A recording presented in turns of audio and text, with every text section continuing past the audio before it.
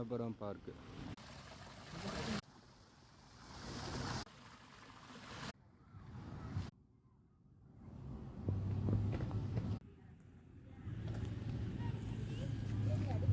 Place photo எடுக்கிறதுக்கு. இந்த place வந்து பார்த்திங்கன்னா மலப்புரத்தில் உள்ள ஒரு பார்க்கு. அந்த பார்க்கில் இதில் வந்து ஃபோட்டோ எடுக்கலாம். நல்லா சூப்பராக இருக்கும். ஃபோட்டோ எடுக்கிறதுக்கு நல்ல ஒரு பார்க்கு. ஒரு சின்ன குடிசை மாதிரி இருக்குது. அது ஒரு பார்க்கு அப்படியே பார்க்குறதுக்கு.